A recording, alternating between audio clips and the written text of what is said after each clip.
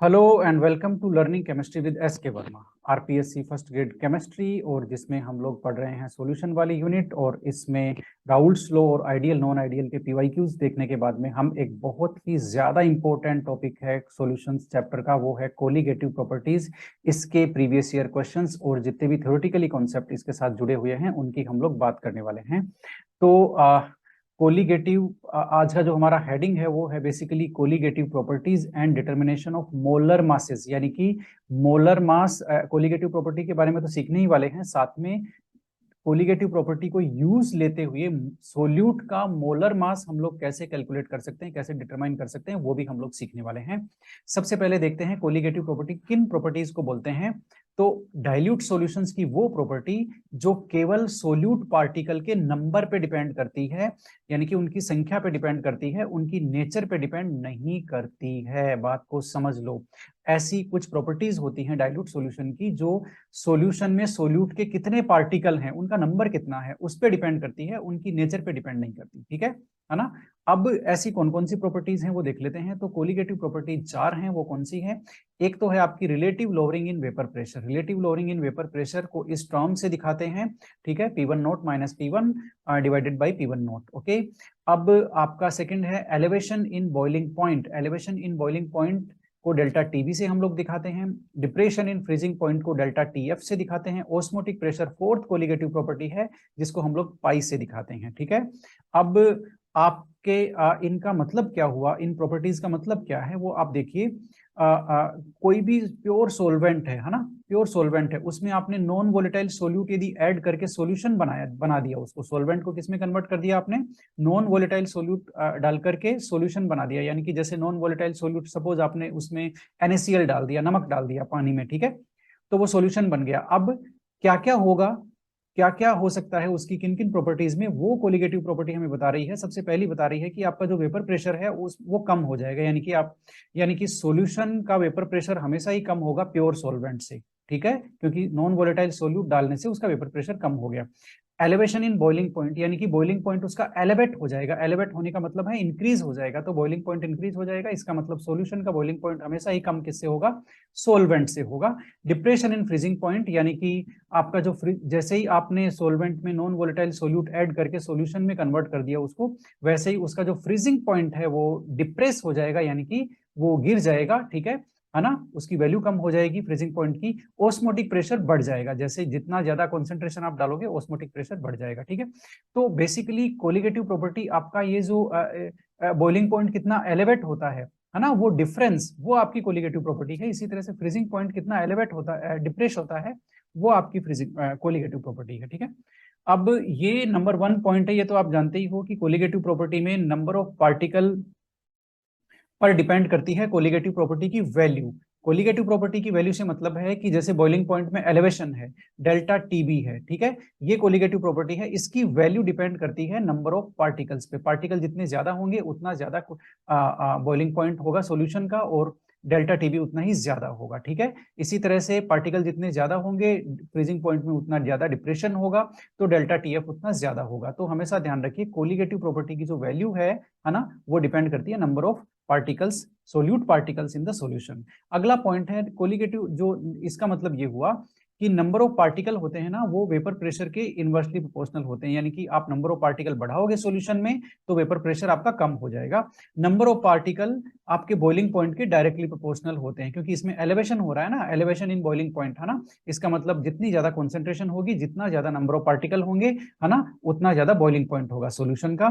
Freezing point में depression होता है, इसका मतलब नंबर ऑफ पार्टिकल आप इंक्रीज करोगे तो फ्रीजिंग पॉइंट डिक्रीज होता चला जाएगा। ठीक है, इसलिए ये इनवर्सली प्रोपोर्शनल है। और ऑस्मोटिक प्रेशर के डायरेक्टली प्रोपोर्शनल है नंबर ऑफ पार्टिकल, यानी कि कॉन्सेंट्रेशन जितनी ज्यादा होगी, या यूं बोले सोल्यूट पार्टिकल्स के नंबर जितने ज्यादा होंगे सॉल्यूशन में, ऑस्मोटिक प्रेशर उस सॉल्यूशन का उतना ही ज्यादा होगा। ठीक है, तो ये तो हमने समझ लिया। ठीक है, पॉइंट नंबर 3 है, 3 और 4 ये बताते हैं कि कोलिगेटिव के प्रॉपर्टीज का जो टॉपिक है वो पूरा दो कंडीशंस पे काम करता है। पहला है कि जो सॉल्यूशन है वो डाइल्यूट सॉल्यूशन होना चाहिए। दूसरा ये है कि जो सोल्यूट है वो नॉन वोलेटाइल सोल्यूट होना चाहिए, वोलेटाइल सोल्यूट नहीं होना चाहिए, है ना। नॉन वोलेटाइल का मतलब है सॉलिड सोल्यूट, जैसे पानी में आपने चीनी डाल दी, नमक डाल दिया, ये सब। Solute molecule should neither dissociate NOR associate, यानी कि आप सोल्यूट जो है वो सॉल्यूशन में इंट्रोड्यूस कर रहे हैं, डाल रहे हैं, तो उसके पार्टिकल्स का डिसोसिएशन भी नहीं होना चाहिए और एसोसिएशन भी नहीं होना चाहिए। इन दोनों कंडीशंस पे कोलिगेटिव प्रॉपर्टी का जो टॉपिक है वो वर्क करता है। ये दोनों होनी चाहिए, तब कोलिगेटिव प्रॉपर्टी के जितने भी कॉन्सेप्ट फॉर्मूले हम देखेंगे वो सारे अप्लाई होंगे। इंपॉर्टेंस क्या है भाई, क्यों पढ़ते हैं कोलिगेटिव प्रॉपर्टीज, एप्लीकेशन क्या है कोलिगेटिव प्रॉपर्टीज की, ये सबसे इंपॉर्टेंट बात है कि कोलिगेटिव प्रॉपर्टीज हमें एक ऐसा मेथड देती है, अल्टरनेटिव मेथड देती है सोल्यूट का मोलर मास निकालने के लिए। याद रखिए, सोल्यूट का मोलर मास हम लोग कोलिगेटिव प्रॉपर्टी की हेल्प से निकाल सकते हैं, M2, इसको भूलिएगा मत। हर कोलिगेटिव प्रॉपर्टी के फॉर्मूले में M2 का फॉर्मूला आता है, ठीक है। ये काफी ज्यादा इंपॉर्टेंट है कि कोलिगेटिव प्रॉपर्टी हमें सोल्यूट का मोलर मास निकालने का रास्ता बताती है, अल्टरनेटिव मेथड प्रोवाइड करती है। अब ये एक काफी अच्छा क्वेश्चन है, which one is colligative property, कौन सी कोलिगेटिव प्रॉपर्टी है। देखो बॉइलिंग पॉइंट है क्या colligative property, vapour pressure, osmotic pressure, freezing point, नहीं भाई। एलिवेशन इन बॉइलिंग पॉइंट है कोलिगेटिव प्रॉपर्टी, बॉइलिंग पॉइंट नहीं है। Relative lowering in vapour pressure होता है कोलिगेटिव प्रॉपर्टी, वेपर प्रेशर नहीं होता है। डिप्रेशन इन फ्रीजिंग पॉइंट वो कोलिगेटिव प्रॉपर्टी है, आपका केवल फ्रीजिंग पॉइंट लिख दोगे, ये कोलिगेटिव प्रॉपर्टी नहीं है। बात आपको समझ में आई है ना। Boiling point, vapour pressure, depression, freezing point, ये सब कोलिगेटिव प्रॉपर्टी नहीं है। कोलिगेटिव प्रॉपर्टी में आपको वो पूरी टर्म याद रखनी पड़ेगी, जैसे relative lowering in vapour pressure वो कोलिगेटिव प्रॉपर्टी है, ठीक है ना। केवल बॉइलिंग पॉइंट नहीं है। एलिवेशन इन बॉइलिंग पॉइंट, ठीक है। डिप्रेशन इन फ्रीजिंग पॉइंट वो कंप्लीट कोलिगेटिव प्रॉपर्टी है। तो यहाँ पर ऑस्मोटिक प्रेशर में कुछ नहीं है, osmotic pressure simple colligative property है, ठीक है। तो यहाँ पर आंसर होगा आपका ऑस्मोटिक प्रेशर, यस। ACF 2011 में freezing point of a solvent will be changed on addition of solute। Yes, इन्होंने कहा है कि फ्रीजिंग पॉइंट में क्या चेंज आएगा जब आप सोल्यूट ऐड करोगे। कोई भी सोलवेंट आपने लिया, सोलवेंट में आपने सोल्यूट ऐड कर दिया, तो फ्रीजिंग पॉइंट में क्या चेंज आएगा भाई। फ्रीजिंग पॉइंट में डिप्रेशन होता है, हम जानते हैं कोलिगेटिव प्रॉपर्टी क्या है, डिप्रेशन इन फ्रीजिंग पॉइंट, ठीक है।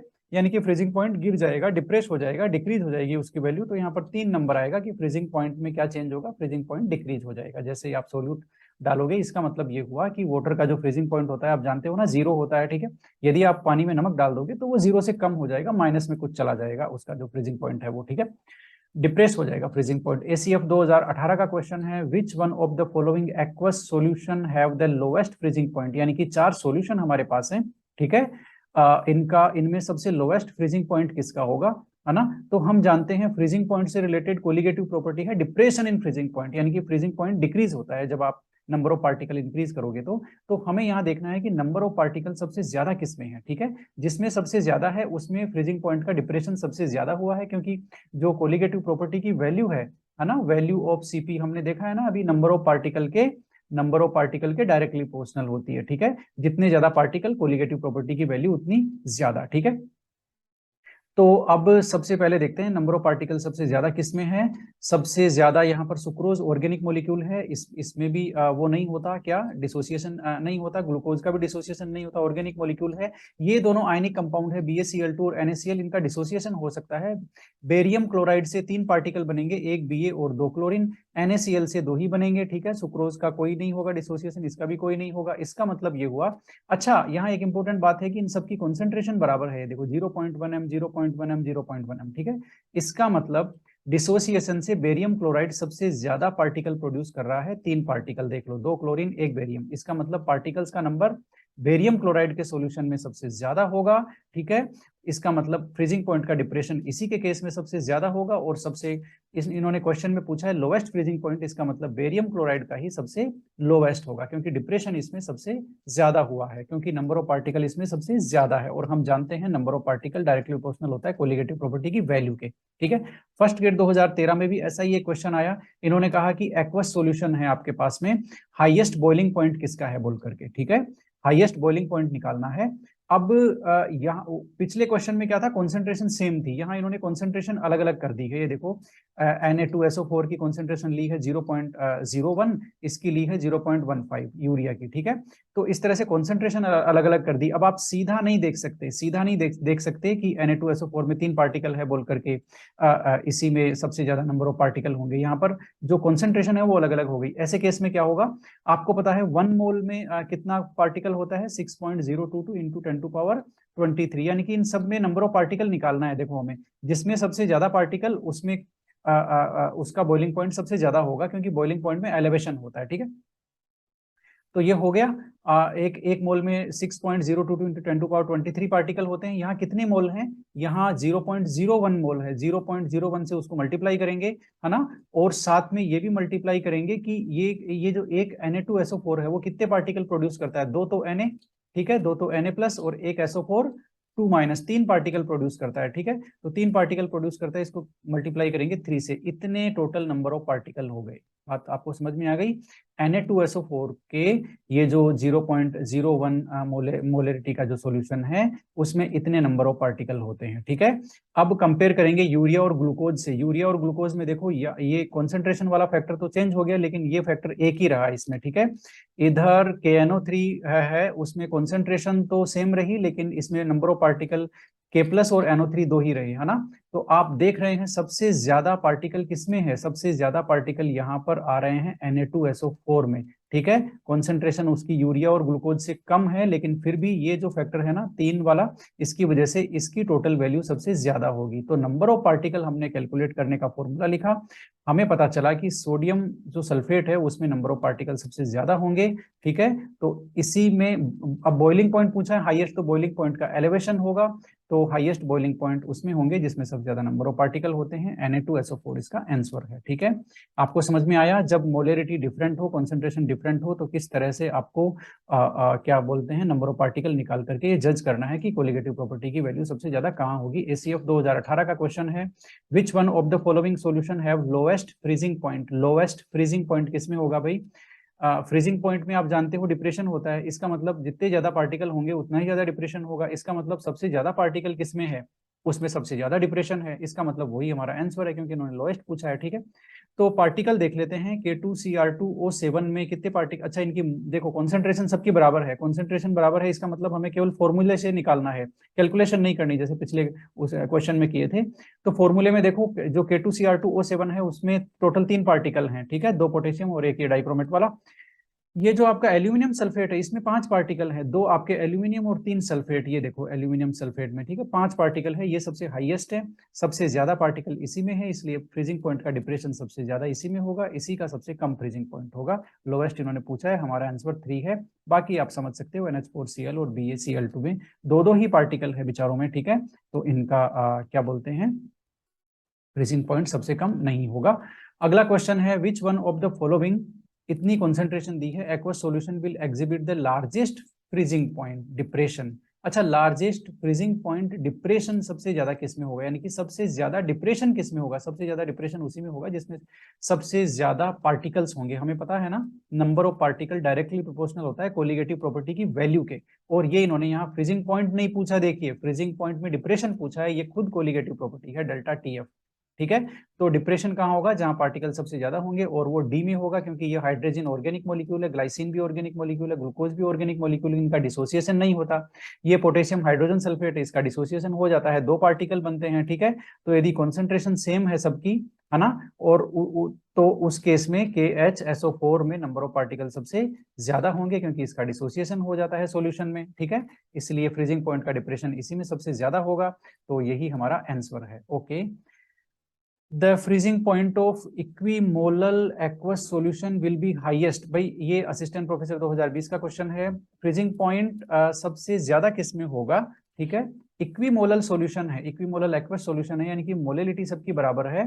तो मोलेलिटी बराबर है तो हमें फॉर्मूले से जज करना है, फॉर्मूले से अब जज करेंगे तो फ्रीजिंग पॉइंट इन्होंने हाईएस्ट पूछा है ना, हाईएस्ट सबसे ज्यादा किसका होगा? तो हम जानते हैं फ्रीजिंग पॉइंट में क्या होता है भाई, ये क्या बोलते हैं डिप्रेशन होता है, ठीक है, यानी कि जिसमें नंबर ऑफ पार्टिकल ज्यादा होंगे, नंबर ऑफ पार्टिकल ज्यादा होंगे उसका फ्रीजिंग पॉइंट सबसे कम होगा, क्योंकि उसमें ज्यादा डिप्रेशन होगा, ठीक है।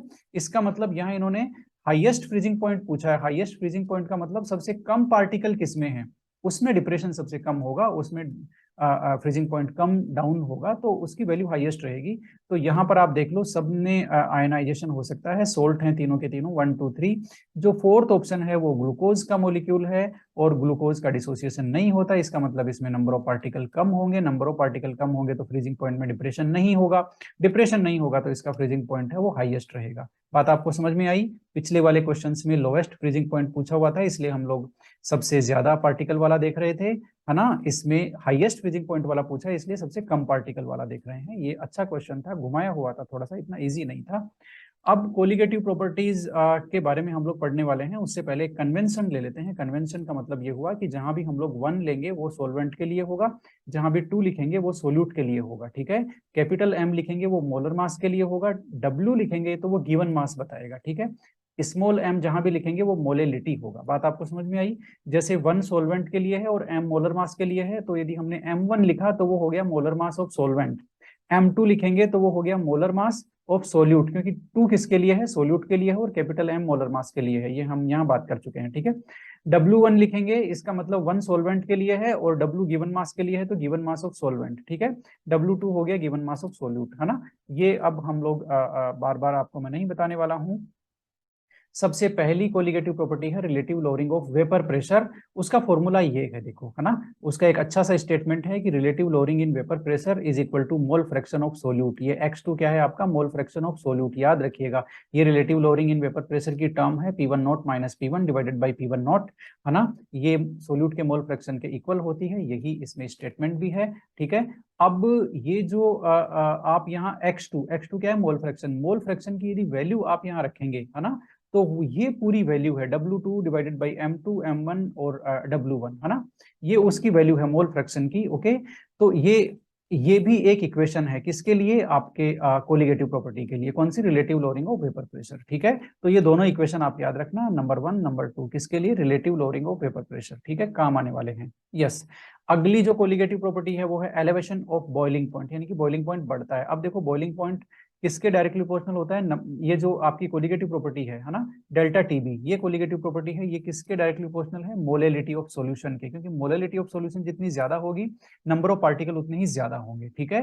तो जो कोलिगेटिव प्रॉपर्टी है delta TB, elevation in boiling point, वो मोलेलिटी के डायरेक्टली प्रोपोर्शनल है, ठीक है। अब इसको हम लोग, ये जो प्रोपोर्शनलिटी कांस्टेंट है, इसकी वैल्यू रख देते हैं, तो वो केबी के इक्वल होती है ना, है ना। केबी के इक्वल होती है। अब केबी क्या है? ये काफी ज्यादा इंपॉर्टेंट होने वाला है हमारे लिए। केबी के 3 नाम हैं, देखो कौन कौन से नाम हैं। केबी को बोलते हैं बॉइलिंग पॉइंट एलिवेशन कांस्टेंट, क्योंकि ये कौन सी कोलिगेटिव प्रॉपर्टी है? एलिवेशन ऑफ बॉइलिंग पॉइंट, है ना। तो इसका जो कांस्टेंट है केबी, उसको हम लोग क्या बोल रहे हैं? बॉइलिंग पॉइंट एलिवेशन कांस्टेंट, या फिर मोलल एलिवेशन कांस्टेंट, या फिर एबुलियोस्कोपिक कांस्टेंट। ये लो भाई, एबुलियोस्कोपिक कांस्टेंट बोल दो, मोलल एलिवेशन कांस्टेंट बोल दो, या बॉइलिंग पॉइंट एलिवेशन कांस्टेंट बोल दो। ये 3 नाम है, इसके तीनों एनसीईआरटी से लिए हुए हैं, ठीक है, केबी के, ओके। अब केबी की डेफिनेशन क्या हो सकती है? देखो, एम मोलेलिटी आप 1 ले लो, है ना। When molality is equal to 1, तो delta TB is equal to KB, यानी कि केबी जो आपका मोलल एलिवेशन कांस्टेंट है, वो किसके इक्वल है? वो आपका एलिवेशन ऑफ बॉइलिंग पॉइंट के इक्वल है। कब? जब मोलेलिटी 1 होगी। तो इस तरह से इसको डिफाइन करेंगे। अब केबी की यूनिट क्या है भाई? केबी का फॉर्मूला, अब ये जो इक्वेशन है ना, इसको आप रीअरेंज कर दो तो हम केबी का इक्वेशन ये आ जाएगा। डेल्टा टीबी की यूनिट के है, मोलेलिटी की यूनिट मोल पर केजी है, तो इसकी यूनिट क्या आ गई? केल्विन केजी पर मोल, ठीक है। ये ऊपर चला जाएगा ना, तो केजी का जो -1 है वो हट जाएगा, और मोल पे -1 है वो लग जाएगा, ठीक है। तो केल्विन केजी पर मोल, ये किसकी यूनिट है? आपके केबी की यूनिट है, ठीक है। अब ये फॉर्मूला आप देख रहे हैं ना, ये वाला, इसमें मोलेलिटी की टर्म है। मोलेलिटी की टर्म की जगह मोलेलिटी की ये जो वैल्यू आती है, ये पूरी वैल्यू है मोलेलिटी की, ये हम रख देते हैं। तो ये जो डेल्टा टीबी का फॉर्मूला था, ये देखो इसमें कन्वर्ट हो गया। और आप जानते हैं हर कोलिगेटिव प्रॉपर्टी का टारगेट क्या है? M2 निकालना। M2 यानी कि मोलर मास ऑफ सोल्यूट निकालना। ये यहाँ पर टर्म आ रही है, तो इस इक्वेशन को रीअरेंज करके M2 के लिए इस तरह से हम लोग लिख सकते हैं। ये इक्वेशन आप याद रखना, दोनों के दोनों, डेल्टा टीबी की, और M2 के लिए लिखेंगे तो कैसे लिखेंगे? M2 यानी कि मोलर मास ऑफ सोल्यूट। आपको याद आया, मैंने कहा था हर कोलिगेटिव प्रॉपर्टी का टारगेट है M2 निकालना, तो M2 का इक्वेशन हमारा आ गया है, ठीक है। किसके लिए? एलिवेशन ऑफ बॉइलिंग पॉइंट के लिए। अब डिप्रेशन ऑफ फ्रीजिंग पॉइंट देख लेते हैं। इस कोलिगेटिव प्रॉपर्टी में भी वही है, डेल्टा टीएफ कोलिगेटिव प्रॉपर्टी है, वो मोलेलिटी के डायरेक्टली प्रोपोर्शनल है। नंबर ऑफ पार्टिकल को रिप्रेजेंट कर रहा है मोलेलिटी यहाँ पर, और वो प्रोपोर्शनलिटी कांस्टेंट इस बार पहले के भी था, अब के एफ है। डेफिनेशन इसकी वैसी होगी, जब मोलेलिटी 1 है तो जो molal elevation molal depression constant है वो किसके इक्वल हो गया? आपके डेल्टा टी एफ के इक्वल हो गया, ठीक है। अब के एफ जो है उसके वही 3 नाम है, वहां पर वो क्या था? बॉइलिंग पॉइंट एलिवेशन कांस्टेंट था, ये फ्रीजिंग पॉइंट डिप्रेशन कांस्टेंट है, क्योंकि कोलिगेटिव प्रॉपर्टी हमारी डिप्रेशन और फ्रीजिंग पॉइंट है, ठीक है। इसी तरह से इसको मोलर डिप्रेशन कांस्टेंट भी बोलते हैं, और क्रायोस्कोपिक कांस्टेंट भी इसको बोलते हैं। किसको? केएफ को, ठीक है, याद रखना। केबी को बोलते हैं एबुलियोस्कोपिक कांस्टेंट, और केएफ को बोलते हैं क्रायोस्कोपिक कांस्टेंट, ठीक है। अब वापस वही यूनिट, इसकी क्या होगी, यूनिट तो केबी और केएफ की सेम होगी, क्योंकि इनका फॉर्मूला में जो यूनिट है वो तो सेम आएगी, डेल्टा टीएफ यानी कि टेम्परेचर ऊपर और मोलेलिटी नीचे, सेम यूनिट है, केल्विन केजी पर मोल, ठीक है। तो अब ये यूनिट हो गई। अब वापस वही फॉर्मूला जो अभी हमने डेल्टा टीबी का फॉर्मूला देखा था, उसमें कोई चेंज नहीं है, बस यहाँ पर केबी था उसमें और इसमें केएफ आ गया है, और कोई डिफरेंस नहीं है, ठीक है। तो ये आ गया, आप यदि मोलेलिटी की वैल्यू रख देंगे, ये सारी मोलेलिटी की वैल्यू है, तो जो डेल्टा टीएफ का फॉर्मूला है वो आपका इस फॉर्मूले में कन्वर्ट हो गया, ठीक है। अब इससे M2 हम वैसे की वैसे ही निकालेंगे, कोई प्रॉब्लम नहीं है। M2 के लिए इसको रीअरेंज कर लो, ये मोलर मास ऑफ सोल्यूट के लिए इक्वेशन आ गया, यही हम चाहते थे, ठीक है। अब ये जो आपके इंपॉर्टेंट टर्म्स है कौन, एक तो केएफ मोलल डिप्रेशन कांस्टेंट और एक केबी मोलल एलिवेशन कांस्टेंट, ये बेसिकली डिपेंड किस पे करते हैं, ये डिपेंड करते हैं नेचर ऑफ सोलवेंट पे, सोलवेंट की नेचर पे ये डिपेंड करते हैं, कांस्टेंट होते हैं बेसिकली, ये हर पर्टिकुलर सोलवेंट के लिए इनकी वैल्यू कांस्टेंट होती है और ये उसकी नेचर पे डिपेंड करते हैं, ठीक है। अब यहाँ पर दो इंपॉर्टेंट इक्वेशन है, वो बेसिकली रिलेशन है किसके बीच में, आपका जो केएफ है और हीट ऑफ फ्यूजन के बीच में, और एक केबी और हीट ऑफ वेपोराइजेशन के बीच में रिलेशन है ना। तो ये नंबर 1 है, जो केएफ और हीट ऑफ फ्यूजन के बीच में रिलेशन है, ये आपको याद ही करना पड़ेगा। इसमें ये M1 जो आ रहा है ना, इसको पहचान लीजिएगा, ये सोलवेंट का मोलर मास है, 1 यानी कि मैंने बताया था ना सोलवेंट, और कैपिटल M का मतलब मोलर मास, तो ये हो गया सोलवेंट का मोलर मास, ठीक है। और ये आ गई आपकी हीट ऑफ फ्यूजन, तो ये हीट ऑफ फ्यूजन और केएफ यानी कि मोलल डिप्रेशन कांस्टेंट के बीच में रिलेशन है। ये केबी यानी कि मोलल एलिवेशन कांस्टेंट और हीट ऑफ वेपोराइजेशन के बीच में रिलेशन है, ठीक है। यहाँ पर भी ये मोलर मास ऑफ सॉल्वेंट आ गया। इन दोनों में डिफरेंस क्या है देख लो, आप एक को याद कर लो, दूसरा अपने आप याद रहेगा, एक में हीट ऑफ फ्यूजन है, एक में हीट ऑफ वेपोराइजेशन है। यहाँ फ्रीजिंग पॉइंट है टीएफ है, तो यहाँ बॉइलिंग पॉइंट है टीबी है, और कोई डिफरेंस नहीं है इन दोनों में, ठीक है। तो ये दोनों इंपॉर्टेंट रिलेशन थे के एफ और केबी के, किसके साथ में, हीट ऑफ फ्यूजन और हीट ऑफ वेपोराइजेशन के साथ में, हमें ये काफी काम आने वाले हैं। फोर्थ कोलिगेटिव प्रॉपर्टी है आपकी ऑस्मोटिक प्रेशर। देखो भाई, ऑस्मोटिक प्रेशर की ये मेन इक्वेशन है, pi is equal to C R T. अब आर और टी देखो कांस्टेंट है, आर गैस कांस्टेंट है, टी टेम्परेचर कांस्टेंट है, ठीक है। तो पाई जो है वो डायरेक्टली प्रोपोर्शनल किसके हो गया, कॉन्सेंट्रेशन के, ठीक है। यानी कि कॉन्सेंट्रेशन ज्यादा होगी तो ऑस्मोटिक प्रेशर ज्यादा होगा, क्योंकि पाई किसको रिप्रेजेंट कर रहा है, आपके ऑस्मोटिक प्रेशर को, ठीक है। अब आप जानते हैं सी क्या है यहाँ पर, ये एक इंपॉर्टेंट चीज है कि पिछली तीनों जो कोलिगेटिव प्रॉपर्टी थी उसमें हम लोग मोलेलिटी यूज ले रहे थे, क्या यूज ले रहे थे, स्मॉल एम वाली मोलेलिटी। यहाँ पर हम लोग कॉन्सेंट्रेशन के लिए मोलर कॉन्सेंट्रेशन यूज ले रहे हैं, मोलेरिटी, ये इंपॉर्टेंट है बात कि इसमें मोलेलिटी यूज नहीं होती, मोलेरिटी यूज होती है, ठीक है।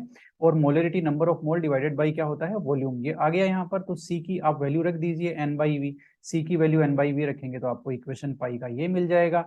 और इसमें देखो सी के लिए मैंने खास बात बता दिया ना, सी वहां पर क्या है, मोलर कॉन्सेंट्रेशन है, मोलर कॉन्सेंट्रेशन नहीं है, ठीक है। इसी तरह से वी के लिए भी यहाँ एक खास बात है, वी क्या है, वॉल्यूम इन लीटर है ना। आप सिंपली वॉल्यूम नहीं लिख सकते, ये वॉल्यूम इन लीटर है यहाँ पर वी, है ना। तो ये अब आप ये जो इक्वेशन है कौन सी, जहां मैं टिक लगा रहा हूँ, इसको रीअरेंज कर देंगे, वी को इधर ले आएंगे तो इक्वेशन ये आ गई है आपकी, pi V is equal to N R T, ठीक है। तो वी और सी के बारे में ध्यान रखना, ये क्या है। अब जो एन है, एन क्या है, number of mole, number of mole. अच्छा, ये जो इक्वेशन है pi is equal to NRT, इसको वॉन्ट ऑफ इक्वेशन भी हम लोग बोलते हैं, ठीक है, van't Hoff equation for dilute solution, कोई बात नहीं। तो अब एन क्या है भाई, यहाँ पर ये एन क्या है, ये एन आपका नंबर ऑफ मोल है। नंबर ऑफ मोल क्या होता है, given mass divided by molar mass of solute, ठीक है। तो ये आप कर देंगे W2 बाई M2, ये आप रखेंगे किसकी जगह, एन की जगह, तो इक्वेशन हो जाएगी आपकी ये देखो, एन की जगह हमने W2 डिवाइडेड बाई M2 रख दिया है। अब आप क्या करेंगे, ये जो v है इसको इधर ले आइए और पाई का इक्वेशन बना लीजिए, तो ये आ गया आपका पाई का इक्वेशन, लिख लो भाई इसको।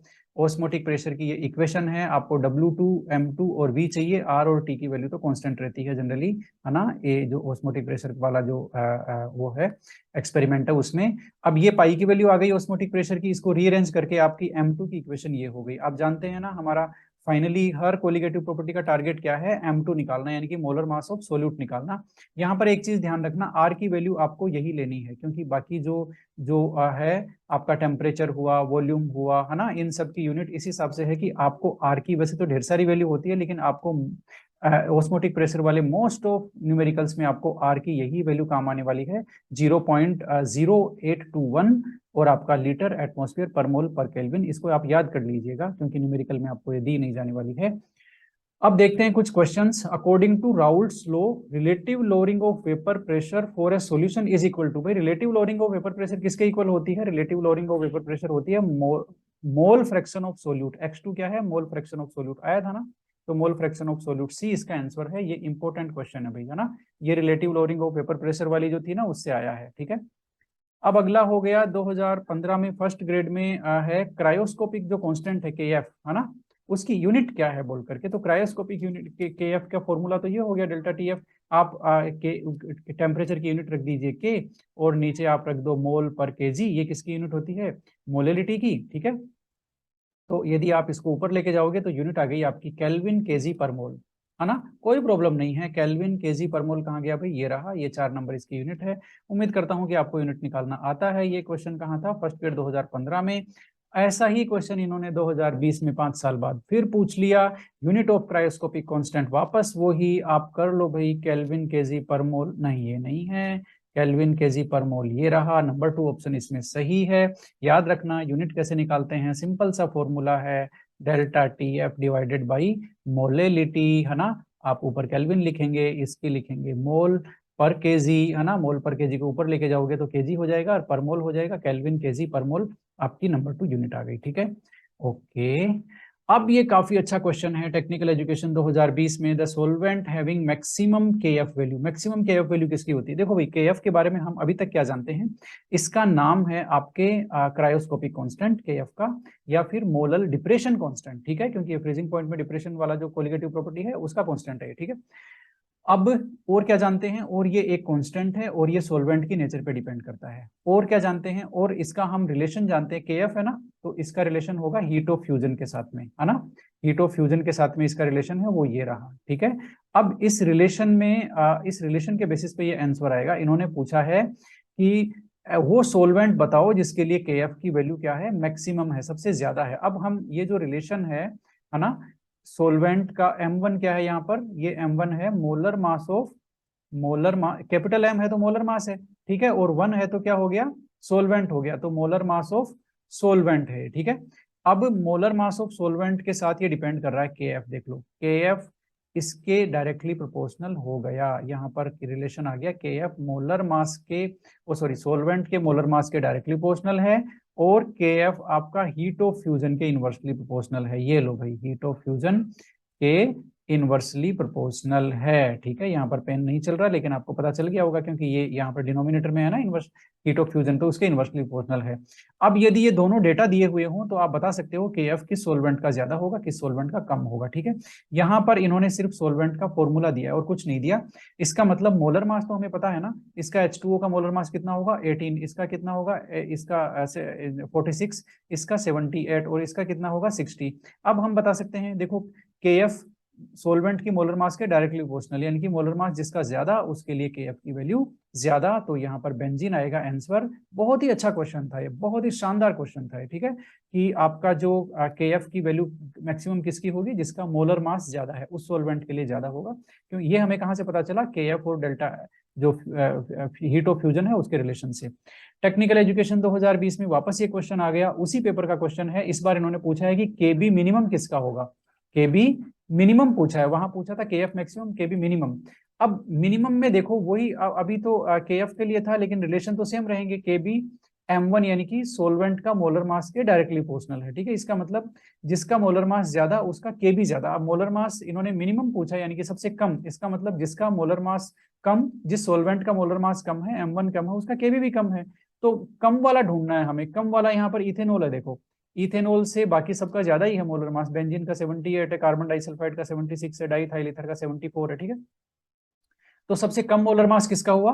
46 हुआ इथेनॉल का, है ना। इसलिए इसका KB की वैल्यू भी सबसे कम होगी, और मिनिमम इसने पूछा है। आपको बात समझ में आ गई? एक चीज और बता दूं, ऐसे क्वेश्चंस में आपको कभी भी हीट ऑफ फ्यूजन भी दे सकते हैं, है ना, लेकिन वो आपको फॉर्मूले से नहीं पता चलेगा। उसका डेटा दिया हुआ होगा कि 4 सॉल्वेंट है, हीट ऑफ फ्यूजन सबका अलग अलग है, इतना इतना है। अब KB बताओ सबसे ज्यादा किसका होगा, कम किसका होगा, तो वो आपको ये इनवर्सली प्रोपोर्शनल वाला रिलेशन लगाना है, क्योंकि डेल्टा जो ये जो हीट ऑफ फ्यूजन है ये बेचारा, हीट ऑफ वेपोराइजेशन है सॉरी, ये बेचारा डिनोमिनेटर में है, ठीक है। तो इसके इनवर्सली प्रोपोर्शनल होगा KB और KF। Okay, if molality of dilute solution is doubled, इसने कहा मोलेलिटी को डबल कर दो, ठीक है, कितना करेंगे? डबल कर दो। तो KF कितना होगा value of molar depression constant, KF की वैल्यू क्या होगी भी, केएफ डबल होगा, 3 गुना हो जाएगा, 4 गुना हो जाएगा, आधा हो जाएगा, क्या होगा।